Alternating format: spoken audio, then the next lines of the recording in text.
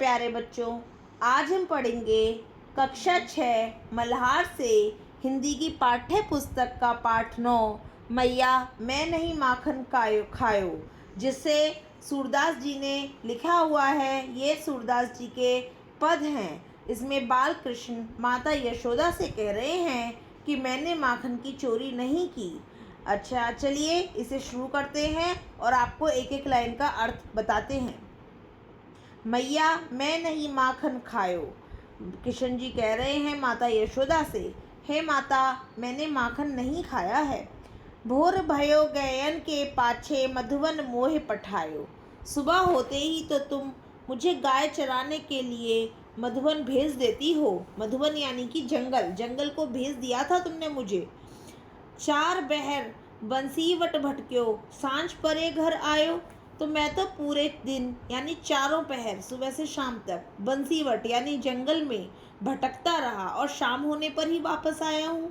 मैं बालक भैयन को छोटो, छीको के विधि पायो, मैं तो छोटा सा बच्चा हूँ और मेरे हाथ भी बहुत छोटे हैं। भला इतनी ऊंचाई पर रखे छीके यानी मटके तक मेरा हाथ कैसे पहुँचेगा।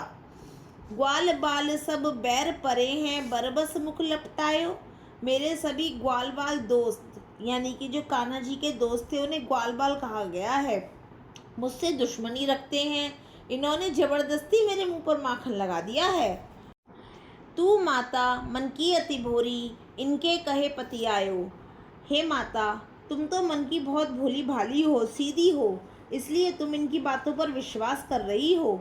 जिये तेरे कछु भेद उपज हैं, जानी परायो जायो, मुझे लगता है तुम्हारे मन में मेरे प्रति कोई शक या भेद पैदा हो गया है, क्योंकि तुम मुझे अपना पराया बेटा यानी कि ऐसा लग रहा है कि तुम मुझे अपना ही नहीं मानती हो, जो दूसरों की बातों पर विश्वास कर रही हो।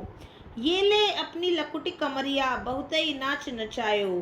किशन जी रूठ जाते हैं और कहते हैं लो अपनी लकुटी यानी कि अपनी लाठी लो और कमर यानी कि अपना कंबल लो, तुमने मुझे गाय चराने के बहाने बहुत परेशान किया है। सूरदास तब बेहसी जसोदा ले और कंठ लगायो, सूरदास जी कहते हैं किशन जी की भोली भाली बातों पर सुनकर माता यशोदा हंस पड़ती हैं और श्री कृष्ण को गले से लगा लेती हैं। हर बच्चा बने महान। धन्यवाद।